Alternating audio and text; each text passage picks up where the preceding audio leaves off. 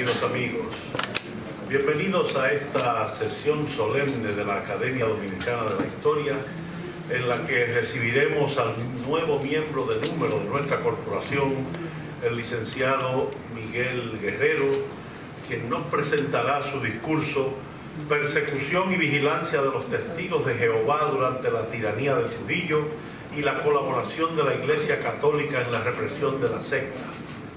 El discurso de recepción estará a cargo del miembro de número, el padre José Luis Sáez, de la Sociedad de Jesús.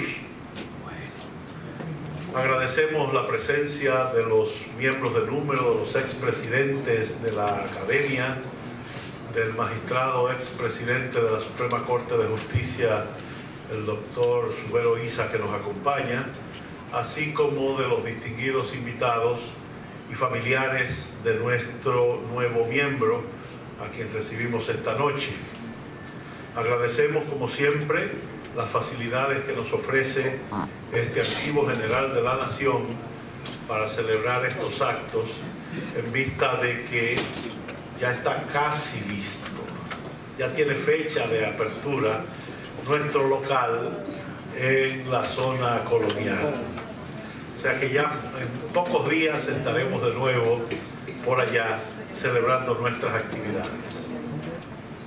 Para dar inicio a este acto, escuchemos las palabras de bienvenida de la presidenta de la Academia, la doctora Mukien Sam Bey.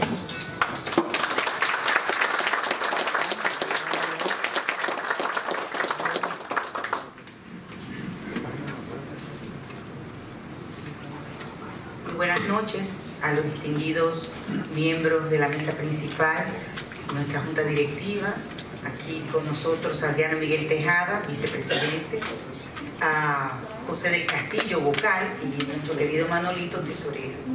Está también, por supuesto, Miguel Guerrero, el miembro del número que ingresa hoy formalmente a la Academia, y quien lo recibe, el padre José Luis Sáez, nuestro querido padre.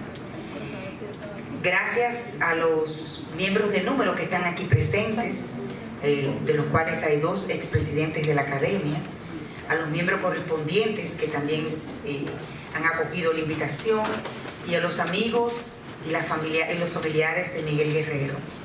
Para nosotros es un placer, un honor y una alegría recibir como nosotros, como miembros de número, a Miguel Guerrero, no solamente por su labor de publicaciones en materia de historia, que tiene muchos años en esto, y muchos de sus libros han sido premiados, sino también porque es amigo de la mayoría de los miembros de la Academia de larga data.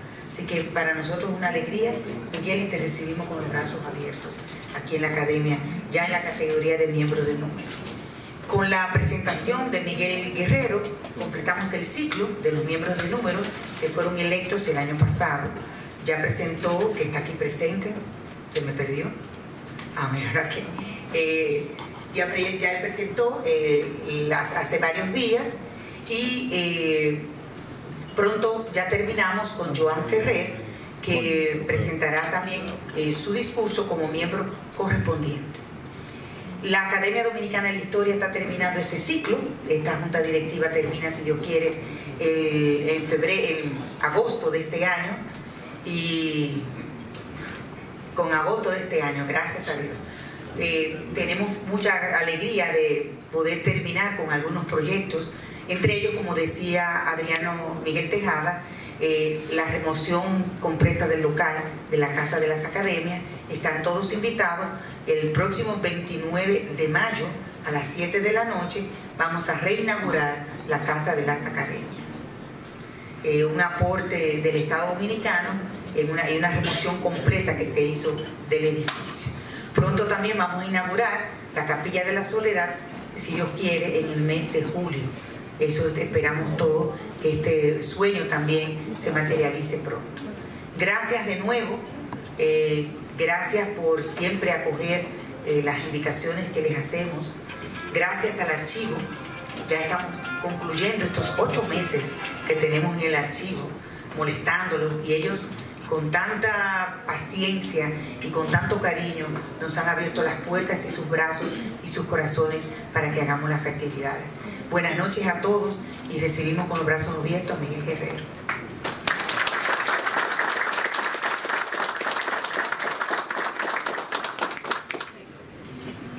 Permítanme unas pinceladas de presentación de nuestro nuevo miembro de número. Miguel Guerrero es uno de los más conocidos periodistas de la República Dominicana y se ha destacado también con la publicación en forma de libro de historias sobre importantes episodios de la vida contemporánea dominicana. Se graduó de periodismo en la Universidad Autónoma de Santo Domingo e inició una larga carrera periodística que lo ha llevado no solamente a trabajar en la prensa escrita, sino también en la televisión, produciendo numerosos programas y conduciendo numerosos programas de televisión en diversos canales nacionales. Ha sido columnista permanente, es columnista permanente del periódico El Caribe y también ha colaborado en el Nuevo Herald de la ciudad de Miami, con El Mundo de San Juan de Puerto Rico y El Nuevo Día de San Juan también. Ha sido columnista internacional de la agencia latinoamericana ALA, corresponsal de varias revistas, jefe de información nacional del Caribe, corresponsal de la agencia United Press International, UPI, desde Santo Domingo y encargado de redacción nacional y política del Listín Diario hasta principios de los años 70. Ha trabajado también en la radio y es presidente fundador de la Fundación Democracia y Libre Empresa, Funda Libre, y de la firma MG Asociados, que es una agencia de consultoría en comunicación estratégica y relaciones públicas. En sus funciones públicas ha sido delegado, jefe de la delegación dominicana a la reunión anual de la Organización Internacional del Azúcar,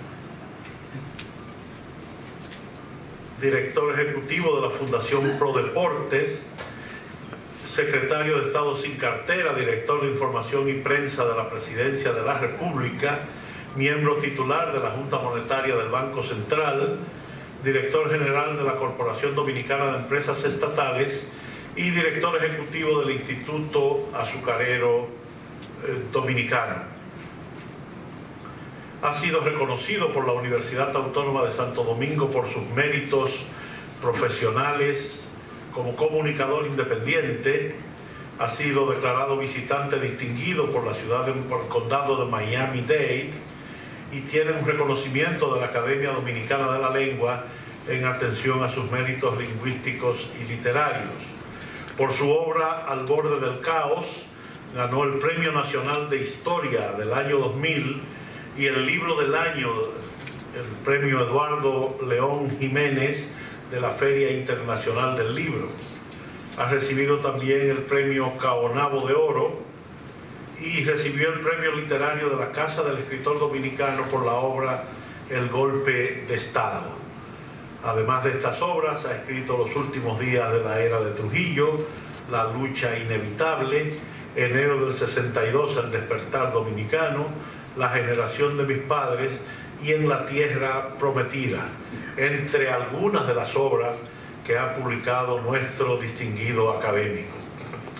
Sin más preámbulos, recibamos al nuevo miembro de número de la Academia Dominicana de la Historia, el licenciado Miguel Guerrero, con su discurso Persecución y vigilancia de los testigos de Jehová durante la tiranía de Trujillo y la colaboración de la Iglesia Católica en la represión de la secta.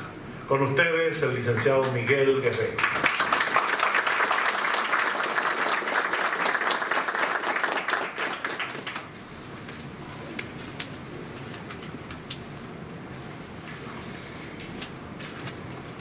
Muy buenas noches a todos.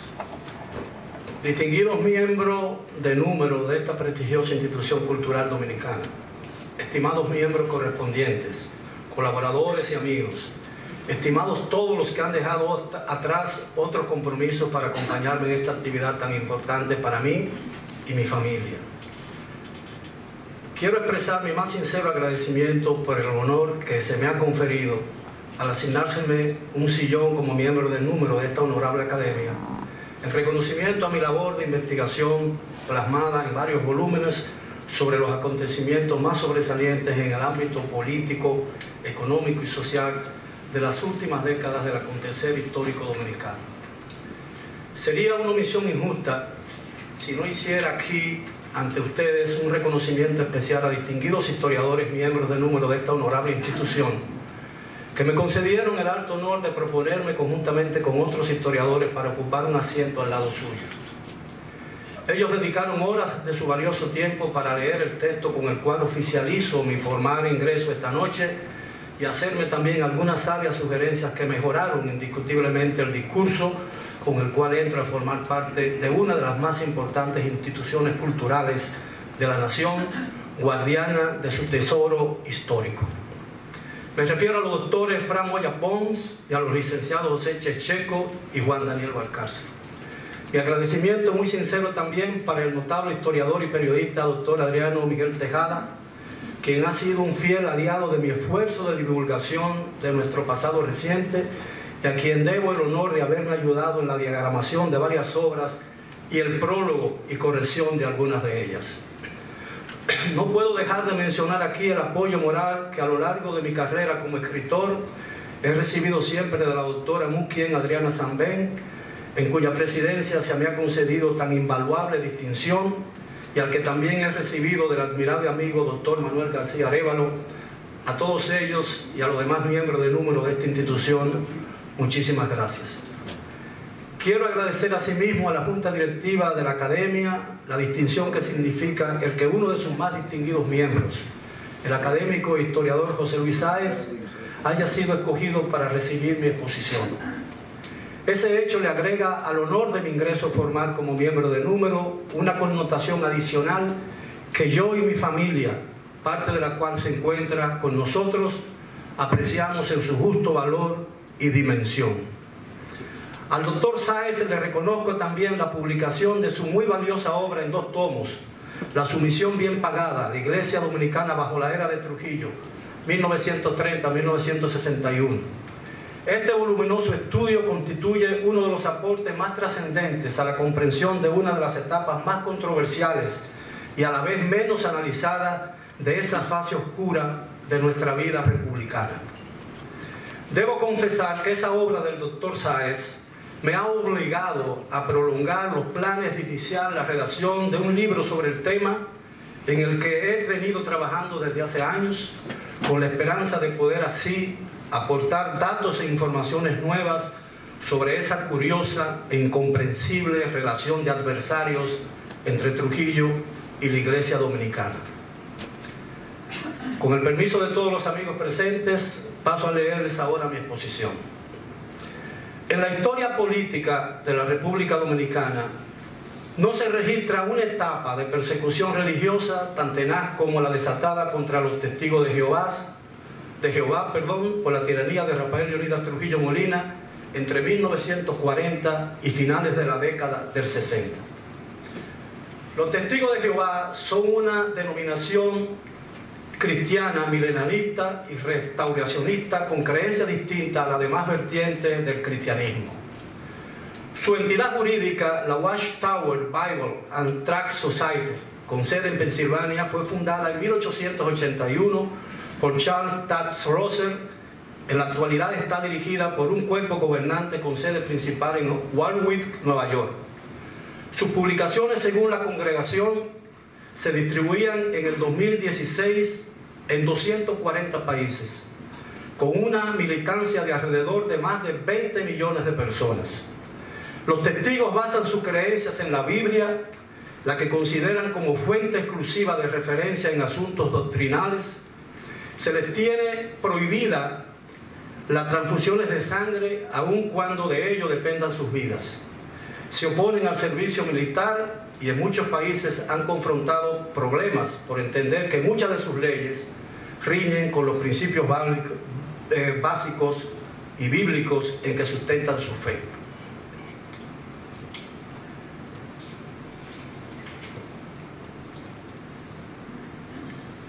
Los documentos disponibles de la época demuestran una activa colaboración de la jerarquía de la Iglesia Católica de entonces en esa política de discriminación, así como la participación del aparato burocrático y militar del régimen. En esta presentación pretendo demostrar que esa persecución constituyó una real y efectiva política de Estado, sin que existiera amenaza real contra la estabilidad nacional y mucho menos contra el predominio de la religión católica sobre las demás denominaciones religiosas cuyas prácticas la Constitución de la época permitía. Los primeros misioneros de los Testigos de Jehová llegaron a la capital dominicana el domingo 1 de abril de 1945. Fueron Leonard y Virginia Johnson, una pareja estadounidense graduada de Galat. Me permiten explicar esto. La Escuela Bíblica de Galat fue fundada el 1 de febrero de 1943 para la formación de misioneros de Testigos de Jehová en South Lansing, Nueva York. A la fecha, según la organización, ha formado a más de 8.000 hombres y mujeres en todo el mundo. Los alumnos son matrimonios dedicados al servicio de la iglesia y los cursos son de 5 meses y gratuitos. Tras graduarse, son enviados de regreso a sus países o enviados a trabajar en alguna de las 90 sucursales de los Testigos de Jehová en el mundo. El nombre de Galat se conoce también como Monte del Testimonio o Monte de la Alianza. El nombre aparece por primera vez citado en el libro Génesis del Antiguo Testamento y hace referencia a lugares y nombres de tribus. Su origen se remonta a lenguas siméticas como caldeo, arameo y hebreo. Es una forma de adoración y aprendizaje de los Testigos de Jehová. El monte de Galat es una de las 3 regiones en las cuales estaba dividida Transjordania.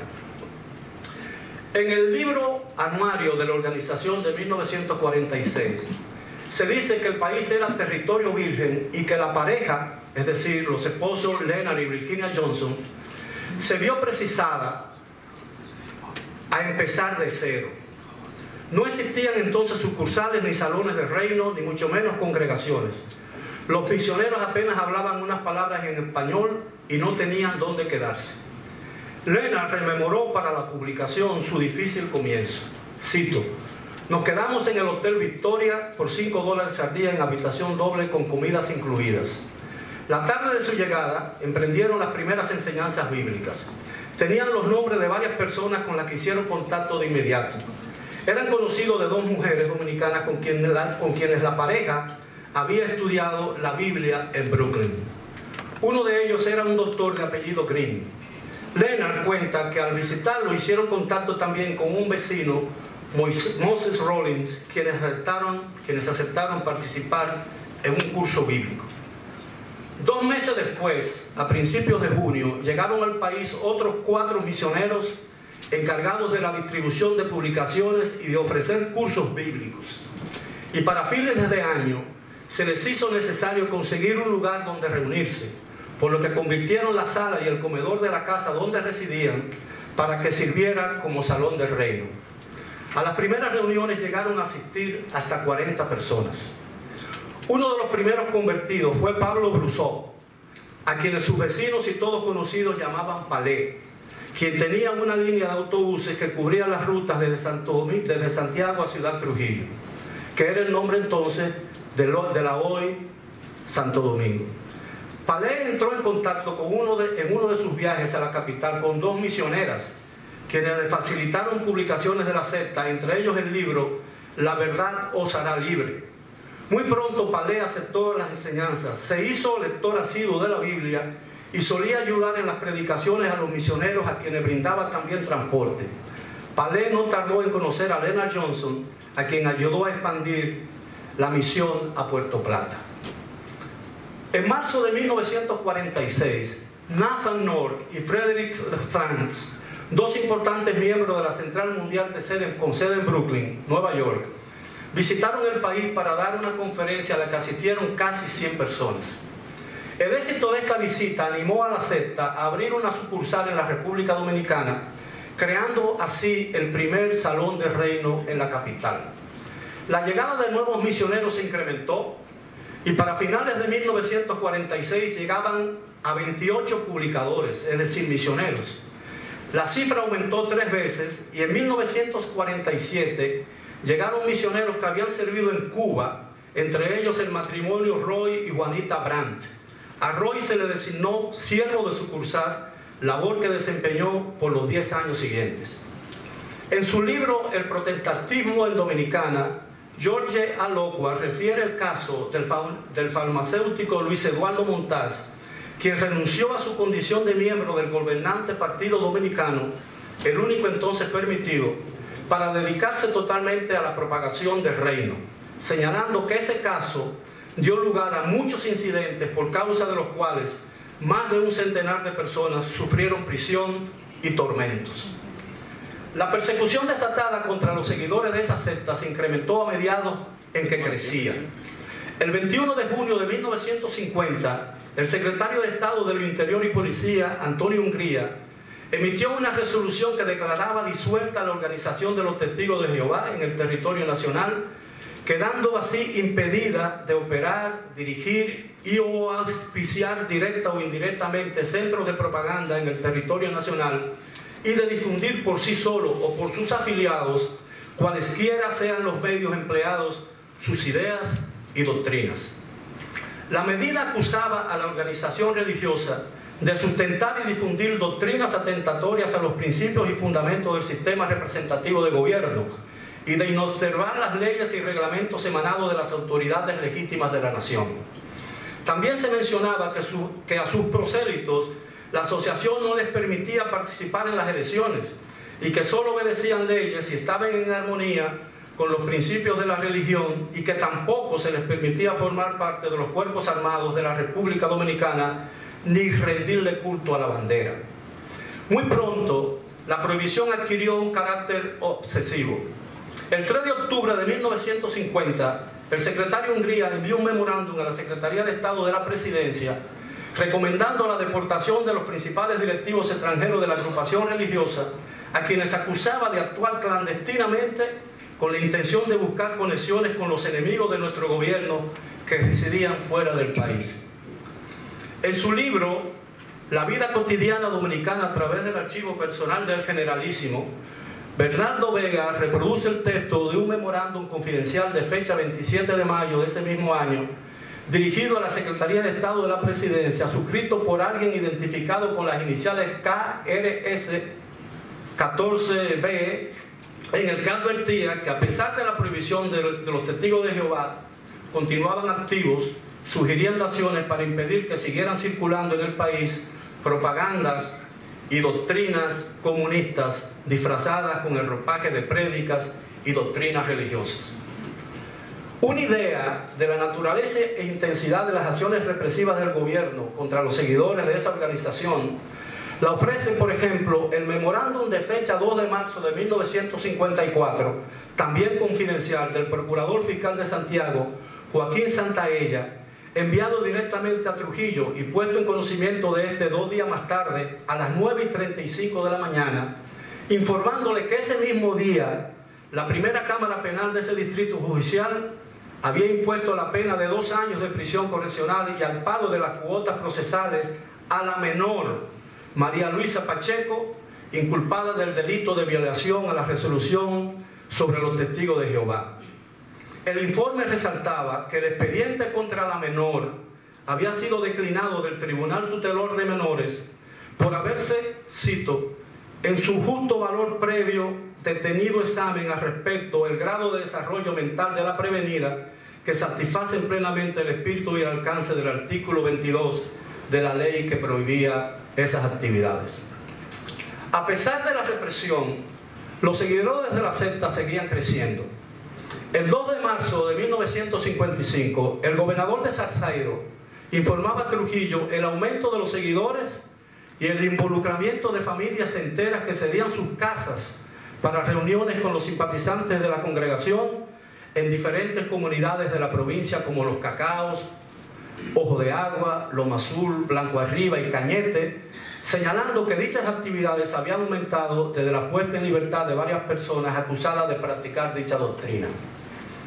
El gobernador provincial Alberto Valentín identificaba con sus nombres a las 141 personas pertenecientes a los testigos de Jehová, 68 de los cuales residían en Los Cacaos, 13 en Ojo de Agua, 24 en Loma Azul, 40 en Blanco Arriba y 6 en Cañete, con amplios detalles de las casas donde solían reunirse. Según el gobernador, estas acciones contaban con el visto bueno de algunas autoridades locales de la zona. En su informe a Trujillo, el gobernador de Salcedo le informó que había dispuesto que en la Iglesia Católica de Los Cacaos se celebrara una reunión agropolítica el sábado 12 del mes de marzo, para luego de una misa por la salud de Trujillo y el presidente de la República, su hermano Héctor Bienvenido, también generalísimo, los padres agustinos recoletos, encargados de la parroquia de Salcedo, visitaran con más frecuencia los lugares donde solían reunirse los seguidores de los testigos de Jehová, en interés de que celebren oficios religiosos y hagan prédicas acerca de la religión de Cristo. El 17 de junio, en comunicación al secretario del Interior y Policía, el jefe de la Policía Nacional, coronel César A. Oliva García, informaba del arresto en Salcedo de 2 trabajadoras domésticas y un hijo menor de 14 años de una de ellas, que fueron sorprendidos mientras se dedicaban a predicar, ocupándosele además 3 Biblias como prueba de sus actividades. Para entonces, las acciones represivas habían alcanzado uno de los niveles más altos desde que la congregación fuera prohibida. Prueba de ello es el memorándum enviado por el secretario de Estado de Interior y Policía, Virgilio Álvarez Sánchez, al secretario de Estado de la Presidencia sobre las actividades de los testigos de Jehová en la común de Tenares, en respuesta a su comunicación del 7 de junio, que tras haber recibido una denuncia similar, dispuso el sometimiento a la justicia de los transgresores de la resolución de esa Secretaría de Estado, que disolvió la mencionada secta, informando a la vez que la policía había adoptado las medidas tendientes a contrarrestar cualquier tentativa de resurrección de la secta denominada Testigos de Jehová.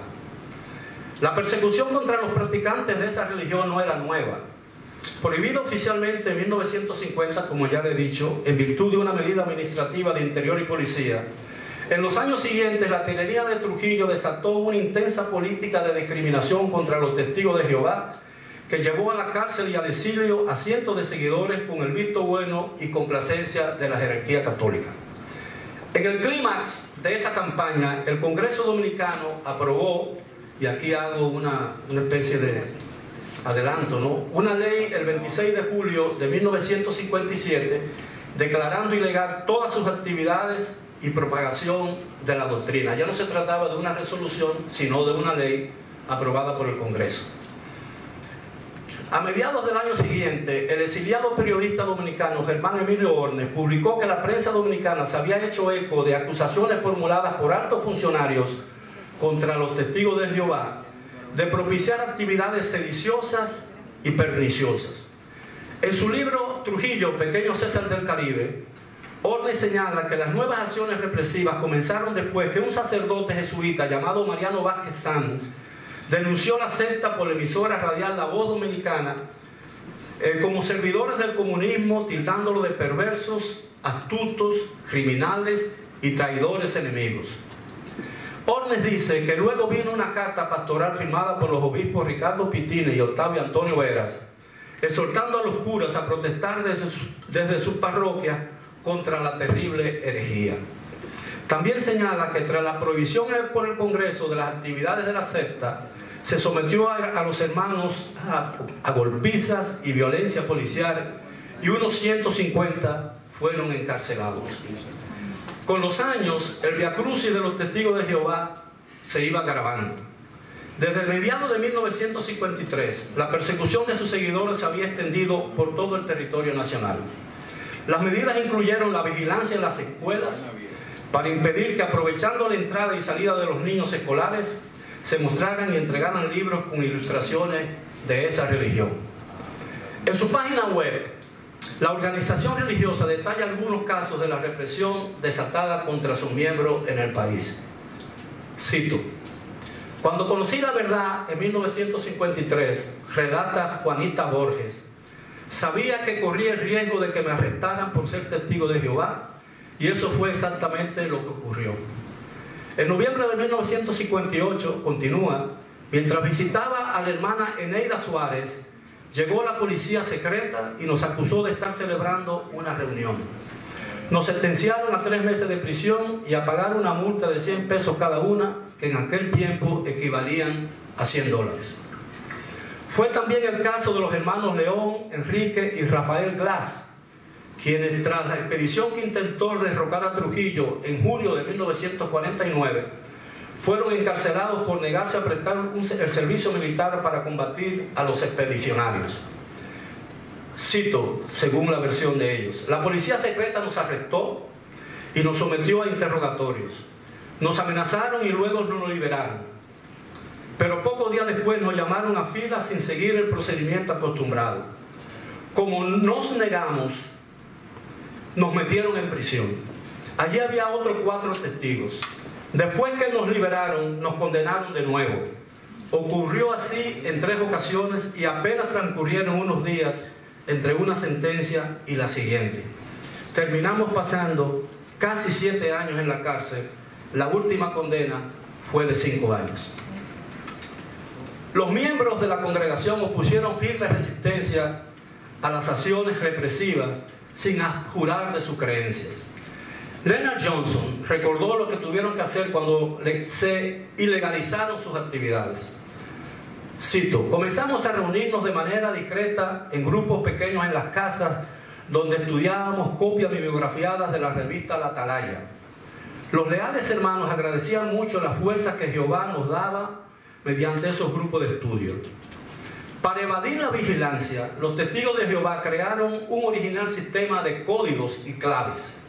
Por ejemplo, separaban las hojas de los libros y se llevaban algunas en sus bolsillos o en bolsas de alimentos para predicar sin llamar la atención. También usaban formularios de informes de servicio de campo que simulaban una lista de compra, pues en vez de libros, folletos y horas decían lechosas, habichuelas, huevos, repollos y espinacas. A las copias bibliografiadas de la revista Atalaya les llamaban yuca. Tal actitud sorprendía a las autoridades. La organización menciona en su página web un memo dirigido el 15 de septiembre de 1950 por el secretario del Interior al presidente de la República, en el que se cuenta lo siguiente: el señor Lee Roy Brand y demás directores de la agrupación han sido llamados repetidas veces a este despacho y se les ha amonestado para que cesen toda propaganda respecto a esa sociedad disuelta legalmente en esta república, cosa que parece que no llevan a cabo. Agrega que a diario se recibían procedentes de distintas partes del país informes sobre sus actividades clandestinas, burlando las disposiciones del gobierno. El memorándum concluía recomendando la deportación de los principales dirigentes extranjeros de la agrupación. En un memorándum del secretario de Estado de la Presidencia, José García Aybar, dirigido al secretario de Interior y Policía, se advertía sobre la intención de la secta de inculcarle a los niños sus malas ideas, al extremo de que en la escuela de la sección de los Tabucos había niños que no le rinden el debido respeto a la bandera nacional. 11 días más tarde, la Secretaría de Estado de la Presidencia informaba al secretario de Interior y Policía, Virgilio Álvarez Sánchez, que el día 13 del mismo mes, el comandante policial de Salcedo había sometido a la justicia a la señora Valentina Hinoa y a su hijo de 14 años, Abraham González, así como a 2 mujeres identificadas como Zoila Olivares y Teresa González, residentes en la sección de Los Cacaos, por haber sido sorprendidas mientras se dedicaban a ejercer el culto de la secta Testigos de Jehová en dicha sesión, ocupándosele como prueba de ellos y de su delito varios ejemplares de la Biblia. En otro memorándum, el Procurador General de la República, Porfirio Basora, revelaba el contenido de informes enviados a su despacho por el oficial encargado de la cárcel pública de Salcedo, dando cuenta de que 10 días antes habían ingresado al penal en calidad de presos preventivos los nombrados Ismael Rodríguez y Teresa González por violación a la resolución de la Secretaría de Interior publicada en el periódico El Caribe el 21 de julio de 1950, prohibiendo las actividades de la secta. El memo fue sellado 2 días más tarde como visto por el honorable presidente de la República. La persecución contra los seguidores de la secta se tornó excesiva en 1954, a pesar de que la práctica de sus seguidores no constituía ninguna amenaza para otras denominaciones religiosas y mucho menos para la seguridad del gobierno. El 21 de julio, el secretario de la Presidencia, García Ibar, informaba al secretario de Interior sobre el texto recibido de autoridades de la provincia de Salcedo acerca de la existencia de algunos miembros de la secta en las sesiones de Los Cacaos, Loma Azul y Blanco Arriba, contra los que se estaban tomando las providencias del lugar con fines de su total extinción. Los días 4 y 7 de enero de 1954, Trujillo recibió 2 telegramas de Aurelio Rodríguez, residente en la casa número 72 de la calle Máximo Gómez de Santiago, con un reclamo muy especial. Pedía la intervención del dictador para evitar la venta en 1.000 pesos de la vivienda en la que habitaban 7 hijos huérfanos de padre y madre. En la primera de las 2 comunicaciones telegráficas le describía al jefe su pobre situación con esposa, 3 niños y 5 hermanos de crianza, entre ellos 2 menores, que su padre también de crianza, a quien identificaba solo con el nombre de Palé, residente en Puerto Rico, había dejado a su cuidado. El telegrama concluía con un ruego.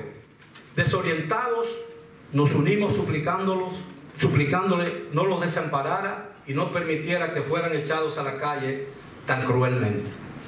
En el segundo telegrama, enviado 3 días más tarde, Aurelio Rodríguez le informaba a Trujillo que el encargado de la venta de la casita donde vivía era un ciudadano estadounidense que encabezaba un grupo de testigos de Jehová que estaba empeñado en destruir a su familia por no compartir sus sentimientos religiosos, dada su condición de católico, sugiriendo que se le expulsara del país por lo que llamaba la prédica de sus ideas marxanas que sembraban destrucción.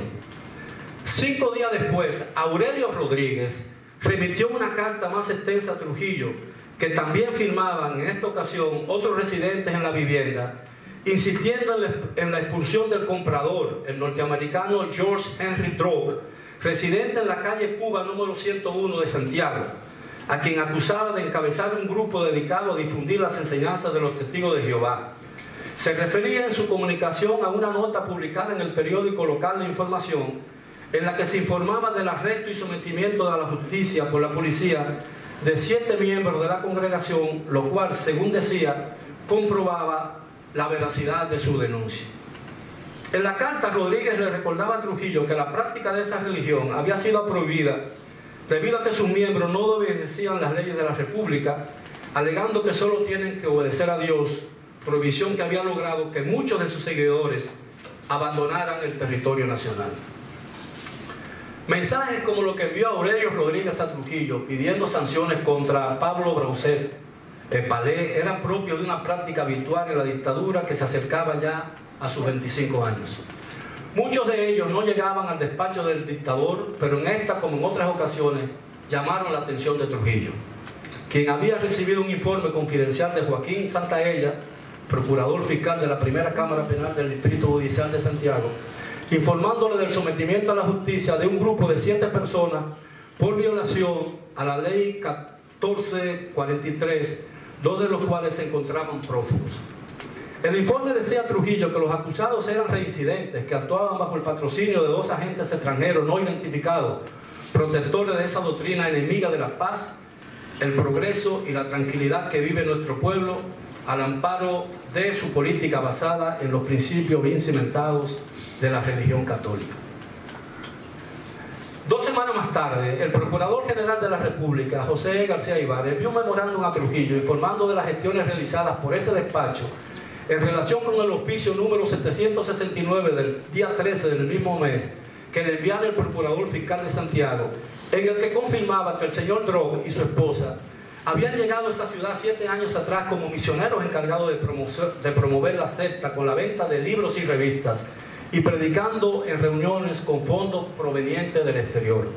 Señalaba, sin embargo, que la pareja estadounidense no ha recibido ayuda del extranjero ni realizado más propaganda después de la prohibición. García Aybar también afirmaba que la Procuraduría no había podido determinar de forma precisa que los esposos Drog estén en actividad en sus prédicas religiosas prohibidas por la ley, si bien entendía que ambos son alentadores de los brotes de manifestaciones del Testigo de Jehová que están surgiendo esporádicamente en Santiago. En nuestro parecer, continuaba el informe, que ni el Consejo, ni la rudeza de la ley, ni ningún otro medio hará desistir a los esposos del fanatismo en que están embuidos y que tratarán por todos los medios de seguir propagando sus doctrinas y sus prácticas. Como consecuencia de ello, el procurador García Aybar recomendaba que para evitar que tales individuos encubiertos con el manto de profesores sigan introduciéndose en nuestros hogares para catequizar a infelices sujetos que no tienen la agudeza suficiente para discernir sobre los peligros de enseñanzas malsanas y perturbadoras, somos de opinión, salvo el más elevado parecer de esa superioridad, que el señor Henry Drog y su esposa deben ser declarados personas indeseables y expulsados del país. El caso continuó ocupando la atención de las más altas autoridades del país durante los años siguientes. El 24 de febrero de 1955, Porfirio Herrera Báez, secretario de Estado de la Presidencia, envió al secretario de Interior, Virgilio Álvarez Sánchez, el texto de un informe recibido por Trujillo que ofrecía detalles de la vigilancia de varias familias. En el texto se informaba a su excelencia que en una casa del señor Pedro Germán, residente de la sección Ojo de Agua, jurisdicción de esta común paraje de Sal, si puedes, la cual se encuentra ubicada en una finca propiedad del señor Amable Castillo, se reúnen los señores Miguel Tejada, no es el pelotero, Ramón Rodríguez y unos hijos del señor Andrés González, residentes en Los Tabacos, paraje de la sección de Los Cacaos, para hacer prédicas de la secta denominada Testigos de Jehová los sábados y los domingos. En medio de una fuerte campaña de arrestos y expulsiones, el 12 de julio de 1955, Grant Sweeter, secretario y tesorero de la sociedad Watchtower Bible and Tract, con sede en el 124 de Columbia Heights de Brooklyn, Nueva York, dirigió una extensa comunicación a Trujillo a nombre de los más de 600.000 ministros asociados a la entidad, urgiéndole a poner coto a la represión y a levantar la proscripción para que estos hombres y mujeres humildes puedan otra vez reunirse libremente en clases de estudios bíblicos y continuar hablando a otros del mensaje de esperanza que contienen las Sagradas Escrituras. Con la firma de un concordato, en 1954, se había oficializado el catolicismo como religión oficial del Estado, con privilegios no concedidos a ninguna otra congregación religiosa. En las misas dominicanas, a las que solían asistir las más altas autoridades civiles y militares, los curas y obispos dedicaban sus sermones a resaltar el peligro de los testigos de Jehová para los valores de la dominicanidad y sus tradiciones católicas. Sin hacer referencia a esos hechos, en su carta a Trujillo, Sweeter señalaba: sinceramente le insto a volver a examinar este caso y a levantar la proscripción para que estos hombres y mujeres humildes puedan otra vez reunirse libremente en clases de estudios bíblicos y continuar hablando a otros del mensaje de esperanza. La petición señalaba que la prohibición no se sustentaba adecuadamente por cuanto las creencias y enseñanzas de los testigos de Jehová se basan exclusivamente en la Biblia y que en todas partes se ha hallado que los testigos de Jehová son ciudadanos ordenados, que observan la ley y son dignos de confianza y en sinceridad tienen temor a Dios. En cuanto a la negativa de sus creyentes respecto al servicio militar, afirmaba que esa actitud está basada en la neutralidad bíblica, señalando que reconocen el derecho de las naciones a reclutar hombres con propósito defensivo y no se oponen a tal reclutamiento, y que la sociedad no ordena a sus miembros a oponerse al servicio militar porque tal decisión es de carácter individual y privado. La carta expresaba la esperanza de que Trujillo viera la necesidad de conservar la libertad de esta minoría cristiana en su país, más bien que seguir el patrón de infamia de los países nazistas y comunistas. La revista Atalaya, de fecha 15 de octubre de 1957, asegura que el texto de la misiva dirigida a Trujillo fue producto de una resolución aprobada por 33.091 delegados en una asamblea de los testigos de Jehová celebrada en la ciudad estadounidense de Baltimore, estado de Maryland. El gobierno rechazó la petición un mes más tarde, el 11 de agosto. 3 días antes, el secretario de Estado de Interior, Víctor Garrido, respondió a la Secretaría de la Presidencia expresando que debía ser mantenida la resolución del 21 de junio de 1950 de esa dependencia estatal, lo cual le fue comunicada a la Sociedad Bíblica demandante. La persecución contra la secta tuvo una gran repercusión en el exterior, añadiendo el tema de la discriminación religiosa a los ataques y críticas de la comunidad internacional contra la dictadura trujillista. Al criticar la situación en que el gobierno dominicano mantenía a los testigos de Jehová, la revista Rebellious de Berna, Suiza, se hizo eco del extracto de una carta dirigida al Papa Pío XII por el señor Nicolás Silva en su condición de representante del Partido Revolucionario Dominicano en Estados Unidos, publicada por The New York Times, en la que se acusaba a los jerarcas de la Iglesia Católica en el país de injerencia política a favor del régimen. Es doloroso, cita la carta, saber que la Iglesia está dispuesta a sostener públicamente el régimen sangriento y opresivo y despiadado del general Trujillo, decía la carta al pontífice. Unos días después, el secretario de Relaciones Exteriores envió un memorándum al presidente de la República informándole de la preocupación externada por el embajador en Puerto Príncipe por la constante y creciente campaña desplegada en Haití por los testigos de Jehová, a los que acusaba de la circulación de la citada revista suiza.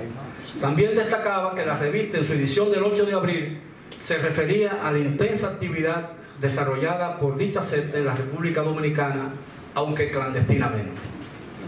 El embajador Porfirio Basora, en comunicación al secretario de Relaciones Exteriores y Culto, señalaba lo siguiente: 1. Cúmpleme informarle a esa Secretaría de Estado con ruego de llevarle al heredado conocimiento de la superioridad que la secta, que por su conocimiento e ideología puede considerarse como tipo de netamente comunista, viene desplegando aquí en Haití una constante y creciente actividad. 2. Como manifestación palpable de semejante actitud, sus dirigentes hacen circular en esta ciudad una revista llamada Rebellious Voice, que se edita en Berna, Suiza, y que es un órgano de difusión de sus ideas. 3. En el número de la mencionada revista correspondiente al 8 de mes de abril en curso, y entre un cúmulo de infamias y calumnias contra nosotros, se afirman que aunque clandestinamente ellos, los testigos de Jehová, están desarrollando una intensa actividad en la República Dominicana. El embajador Basora envió 2 días después otro memorándum con la traducción de un artículo de 2 páginas de la revista suiza, muy crítico del gobierno dominicano, cuyo texto circuló ampliamente de una secretaría a otra, el cual generó nuevas acciones represivas contra los seguidores de la secta. En julio y los meses siguientes del 1956 se desató una oleada de arrestos en casi todo el territorio nacional como consecuencia de las órdenes emanadas de la Secretaría de Estado de las Fuerzas Armadas, cuyo titular, el teniente general José García Trujillo, había dispuesto una investigación a los servicios de inteligencia militar de las actividades de los miembros de la sociedad religiosa a fin de determinar las denuncias provenientes de Haití. El jefe de servicio de inteligencia, coronel Salvador Gobián Parra, cumplió a cabalidad las instrucciones con apresamientos y vigilancia de las residencias y lugares del trabajo de los miembros de la congregación. El oficial señalaba que en la casa de la familia Weber, la número 8 de la calle Arzobispo Meriño, se había colocado un letrero que rezaba: "Somos católicos", lo que para la inteligencia militar no era más que un ardid para engañar a las personas sobre su verdadera religión. De pronto, el 14 de agosto de ese año, 1956, en medio de la ola represiva, el secretario de Estado del Interior, Rafael F. Bonelli, emitió una resolución dejando sin efecto y sin valor la medida del 21 de junio de 1950, basada en los dispositivos de la Ley 267 de 1940. En su único considerando, la resolución decía que si esta asociación se ajusta en el desenvolvimiento de sus actividades normales a los preceptos de nuestras leyes, acogiéndose así al régimen de nuestras instituciones democráticas, nada se opone a que se le ofrezca la oportunidad de operar abiertamente en el territorio dominicano. La resolución no significó, sin embargo, que el cese de la vigilancia y persecución de los miembros de la sociedad cesara, como lo demuestra el contenido de la circular enviada por el secretario de Estado de Justicia y Trabajo, Francisco Elpidio Veras, a los procuradores generales de Corte de Apelaciones y procuradores fiscales de la República sobre el sometimiento a la justicia de los asociados a la secta que se negaran a acatar las leyes dominicanas. De acuerdo con esa circular, los miembros de la congregación habían recuperado el derecho de reanudar libremente sus actividades religiosas y proselitistas, siempre y cuando se ajuste en el desenvolvimiento de sus actividades normales y a los preceptos de las leyes del país. Por tal razón, les requería ejercer una permanente y celosa vigilancia a fin de que sean perseguidas y sancionadas cualesquiera transgresiones de las normas legales vigentes, toda vez que la facultad que se les reconoce a los testigos de Jehová de dedicarse a su culto libremente no conlleva en ningún modo la autorización de trastornar el orden legalmente imperante en nuestro país y de desconocer sus leyes. También se advertía en la circular a los fiscales que la Secretaría de Justicia estaba presta, cito, a responsabilizar a los funcionarios que sean negligentes al requerimiento que se les hace por la presente circular. Las protestas del exterior no surtieron efecto sobre la decisión del régimen de mantener en virtual estado de ilegalidad las actividades de los testigos de Jehová. Por el contrario, para mediados del año siguiente la campaña se hizo más dura e intensa. El 28 de junio de 1957, Francisco Pras Ramírez, presidente de la Junta Central Directiva del Partido Dominicano, dirigió un memorándum a Trujillo proponiendo un plan de actividades de masas para combatir las tendencias antipatrióticas de la secta en aquellos lugares donde se entendía existían aún seguidores activos, como en la capital, Santiago, San Pedro de Macorís, San Francisco, Salcedo y Tenares.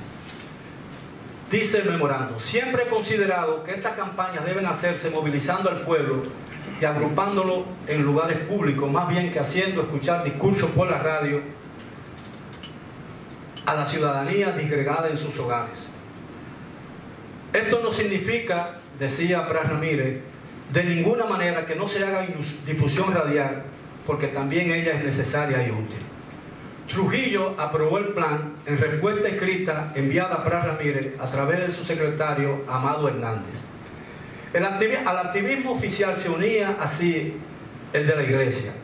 Al siguiente 2 de julio, el presidente Héctor Bienvenido Trujillo dio autorización al secretario de Estado del Interior para hacer inefectiva la campaña que lleva a cabo la secta Testigos de Jehová, sugerida por el presbítero doctor Oscar Robles Toledano, disponiendo para el caso la erogación de 400.000 pesos de los fondos de la Secretaría para pagar los folletos que se están editando y cubrir gastos de los sacerdotes que viajarán por las regiones del Cibao.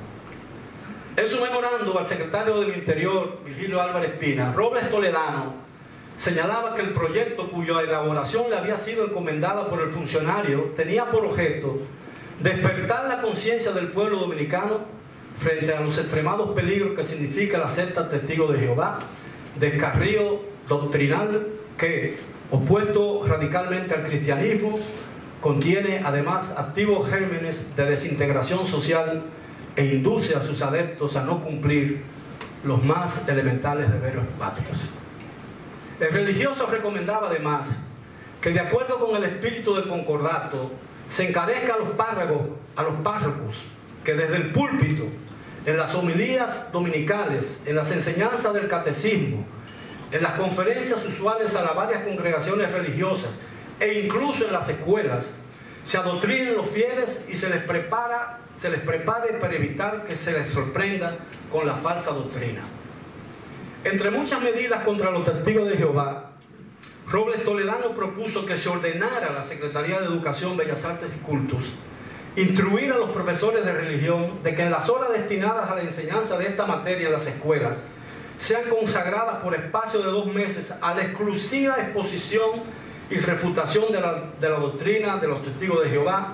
Para hacer más efectivas esas lecciones, no debían impartirse en forma meramente expositiva en los cursos primarios y de enseñanza secundaria, sino catequética de preguntas y respuestas. En su memorándum al secretario de Interior, el religioso católico señalaba que como los maestros no estaban familiarizados con el contenido de lo que llamaba insólita doctrina y resultaría difícil encontrar dónde informarse, era menester preparar un opúsculo breve de forma clara y metódica para ponerle en manos del magisterio, documento que según sugería se podía editar hasta en mimeógrafo. Se ordenaba a los seminaristas a involucrarse en una campaña activa contra los miembros de la secta en iglesias, ermitas y capellanías, y el envío de instrucciones a arzobispos, obispos y a la prelatura nullius de San Juan de la Maguana, señalándoles los daños para la Iglesia Católica y el Estado que significaban las actividades de los testigos de Jehová. El memorándum proponía incluso que la Cancillería pusiera en contacto con autoridades canadienses a fin de documentarse sobre la manera en que ese país se resolvieron las dificultades que había tenido con esa secta. El documento concluía que para recoger el fruto que se espera de esta campaña y para que no quede en el papel, es indispensable que las personas que han prometido colaboren sin esquivar el trabajo, siendo necesaria la cooperación y entusiasmo estimulante de la jerarquía católica y la ayuda decidida y resuelta de los gobernadores provinciales y de los síndicos municipales. El plan era evidente e innegable prueba de la complicidad y efectiva participación de la Iglesia Católica en la campaña represiva contra los testigos de Jehová. José Luis Sáez cita en La sumisión bien pagada a la Iglesia Dominicana bajo la era de Trujillo, 1930-1961, una circular del arzobispo de Santo Domingo de fecha 28 de febrero de 1957, alertando a todos los sacerdotes contra los desmanes de los protestantes. Aunque la circular que menciona el padre Sáez no menciona a los testigos de Jehová, era una muestra fehaciente de que la jerarquía católica de entonces estimulaba y apoyaba las acciones persecutorias contra las demás denominaciones religiosas llevadas a cabo por el gobierno. La circular copiaba 5 artículos del Código Penal sobre los delitos contra el libre ejercicio de los cultos del 260 al 265, referidos exclusivamente a las actividades católicas. Mientras se ponía en práctica la campaña ideada por Robles Toledano, numerosos ciudadanos de diferentes actividades profesionales y artísticas fueron objeto de amplia investigación por parte de los servicios policiales y de inteligencia. Tal fue el caso, no el único, del folclorista Fradique Lizardo. El gobernador civil de la provincia de Trujillo, hoy San Cristóbal, Pedro Casal Pastoriza, remitió al secretario de Interior un informe detallado del interrogatorio que se le hiciera después de haber sido detenido el señor Fradique Lizardo, en el que se señalaba que él mantenía contacto con la secta tanto en su vida privada como en su calidad de empleado público. Ha observado una conducta satisfactoria y coopera con entusiasmo en las actividades políticas y sociales de esta colectividad, asistiendo con frecuencia, después de ser investigado, a los actos que celebra nuestro poderoso Partido Dominicano. La campaña se hizo más severa en los años siguientes, pero a partir de 1959, cuando afloraron las divergencias entre el régimen y la jerarquía católica ante la insistencia de Trujillo de obtener el título de benefactor de la Iglesia, se decidió levantar la proscripción contra la secta. El 12 de mayo de 1960, en virtud de la aprobación por el Congreso de la Ley número 5347, se derogó la disposición dictada el 26 de julio de 1957, que prohibía las actividades de los testigos de Jehová y la propagación de sus doctrinas. En uno de 4 considerandos, la ley señala que las previsiones que prohibían la práctica y propagación de los testigos de Jehová se confunden en cierto modo con el derecho común, cuyas disposiciones en conformidad con el estado actual de nuestra legislación son más que suficientes para prevenir y sancionar debidamente cualquier acción por medio de la cual se traten de subvertir los fundamentos esenciales del Estado dominicano, de sus leyes y de su gobierno. En otro considerando, la ley señala que dentro de un criterio democrático más amplio, resulta más conveniente dejar a los tribunales determinar en cada caso, con sujeción al derecho común, si las actividades de los miembros de tal o cual secta implican o no un atentado a los principios sobre los cuales ha sido organizado el Estado dominicano. En conclusión, Los documentos de la época en que he basado esta exposición demuestran que la política de persecución desatada contra los testigos de Jehová debe ser entendida en su primera fase dentro de los esfuerzos del régimen por ensanchar sus vínculos con la Iglesia Católica, que culminaron en 1954 con la firma con el Vaticano de un concordato. Ese acuerdo, todavía vigente, concedió al catolicismo privilegios no otorgados a otras denominaciones religiosas. Del estudio de esos documentos provenientes de diversas fuentes se desprende igualmente que la flexibilidad posterior de las medidas persecutorias contra los testigos de Jehová guarda relación con el debilitamiento de los vínculos de la dictadura con la jerarquía eclesiástica a medida que fue creciendo la oposición interna a Trujillo y la represión se hacía más intensa debido a esa causa. El empecinamiento de Trujillo de alcanzar el título de benefactor de la Iglesia no concedido a ningún dirigente político moderno rompió definitivamente sus nexos con la Iglesia Católica, y en ese contexto debe verse la ley número 5349, que derogó el 12 de mayo de 1960 la prohibición de la práctica de los testigos de Jehová. Han transcurrido, señores, 58 años desde la caída de la tiranía y 74 desde la llegada de los primeros misioneros, y los seguidores de esa rama del cristianismo han seguido creciendo. La revista Atalaya, del 1 de agosto de 1964, en un artículo titulado Provisión para atender la expansión dominicana, narra detalles de la construcción e inauguración de las primeras oficinas centrales de los testigos de Jehová en el país, ubicadas en la esquina de la avenida Francia y la calle Galván de Santo Domingo, Distrito Nacional. En la actualidad, ellos cuentan en el país con 326 salones de reino, que es el nombre como se conocen sus lugares de reuniones en todo el mundo. De ese total, 282 son propios, construidos con fondos de la institución, y 44 son locales alquilados. En febrero de este año, los testigos de Jehová en la República Dominicana eran 38.754 predicadores activos y miembros, según datos suministrados a quien nos habla en la sede central de la institución, una gigantesca y moderna instalación ubicada en el número 100 de la autopista Coronel Fernández Domínguez en el municipio de Santo Domingo Este. Muchas gracias.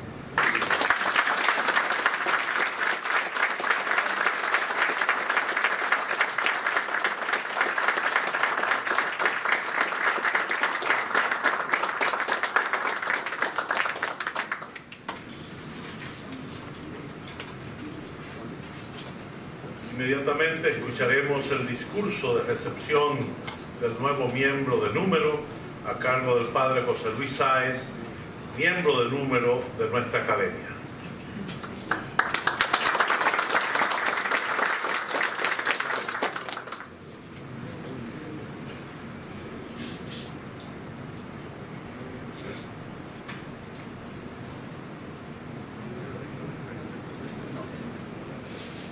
La querida presidenta y doctora Muquien Sanben hace unos días me puso en la disyuntiva de sí o sí cuando me encomendó responder esta noche al nuevo académico de número, licenciado Miguel Guerrero.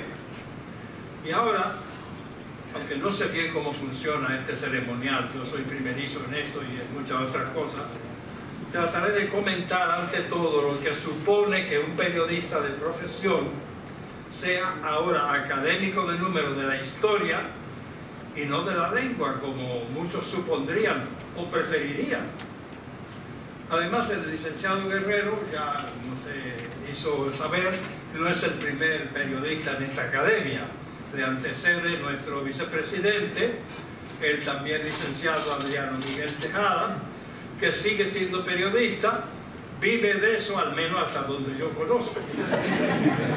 Otros anteriores, aunque no lo ostentasen, ejercieron el periodismo y no solo de manera ocasional. Yo mismo lo he ejercido durante varios años, deben ser ya como 20 o más, en varios medios y en varias funciones, hasta la penosa y eufemística de corrector de estilo. Bueno, desde los primeros días del Nuevo Diario abril de 1981 y desde el 2 de abril de 1989 y en los primeros meses del siglo.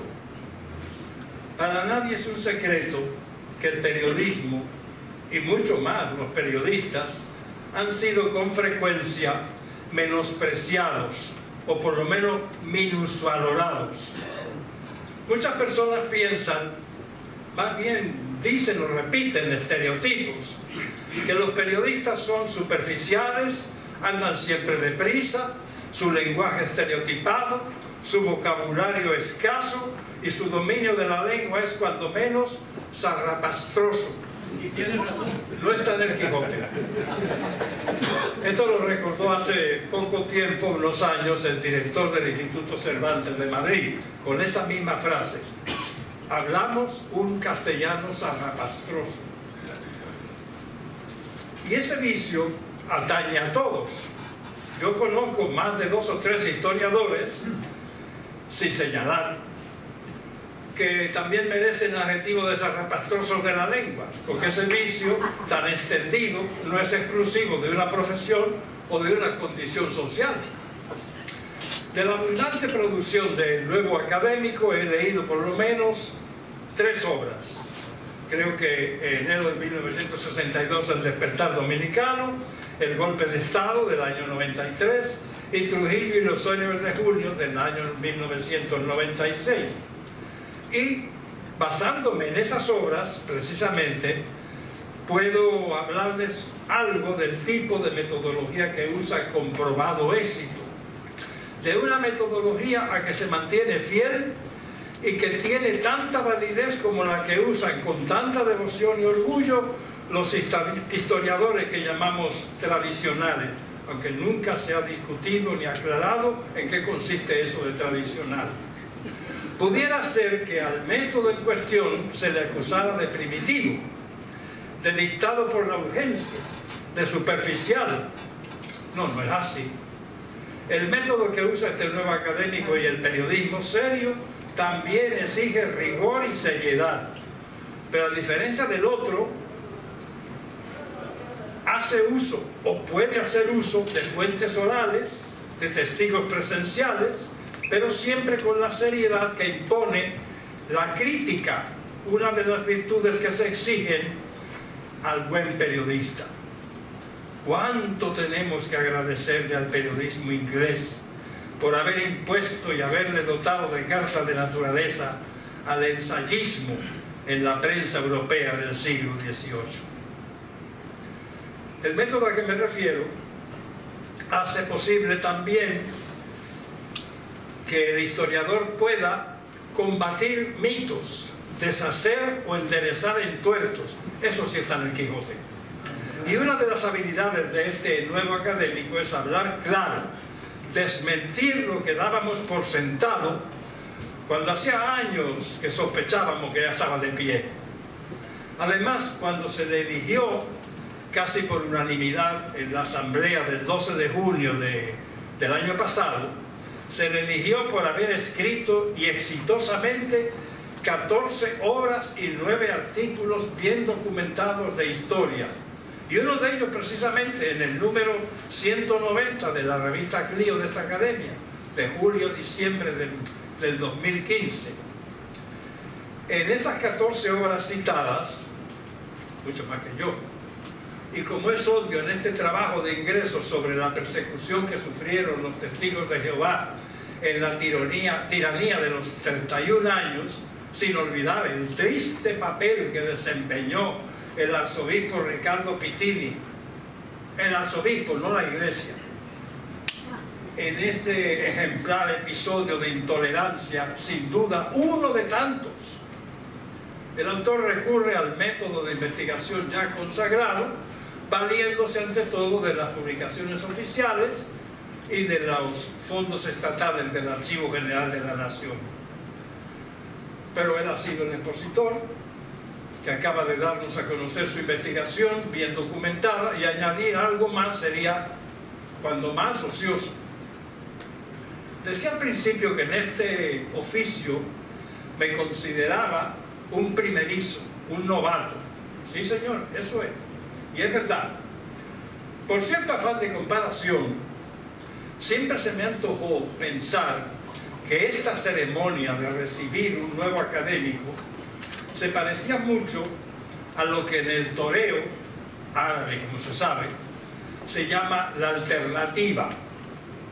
Cuando el torero novato o novillero quizá empieza su nueva carrera de matador, hay un veterano que, valido de eso, de su veteranía, le pasa el mando.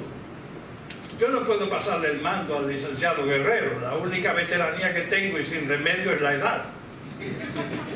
El académico Guerrero ha demostrado con su presentación que tiene valía suficiente para bandeársela solo. Pero si esta ceremonia se los antoja que es como la alternativa en el toreo, le paso el mando, que no tengo, a este nuevo torero del saber, y le recibo con todo afecto en la plaza de esta Academia Dominicana de la Historia. Bienvenido.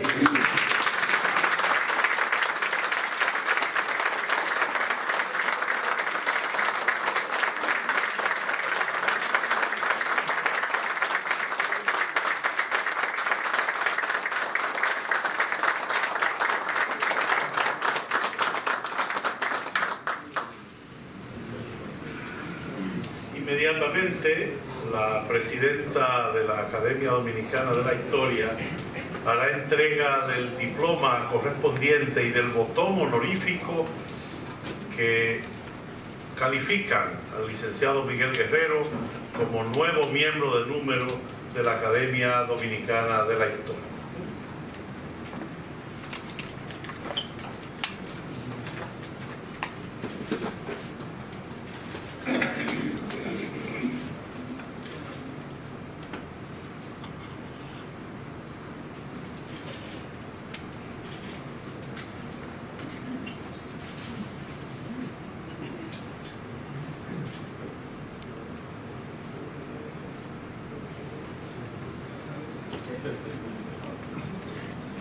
Ya.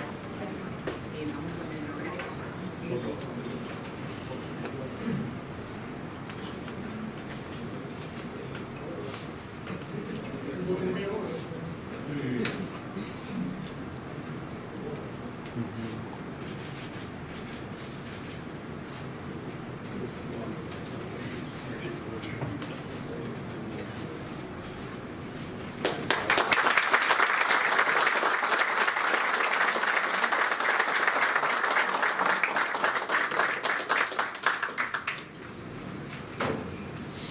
Permítanme invitarles ahora a las próximas actividades de la Academia. El próximo miércoles 15, en esta misma sala de conferencias, tendremos la puesta en circulación del número 195 de la revista Clio, órgano de la Academia, que estará a cargo del doctor Amadeo Julián, miembro de número y secretaria de la Junta Directiva y editor de la revista.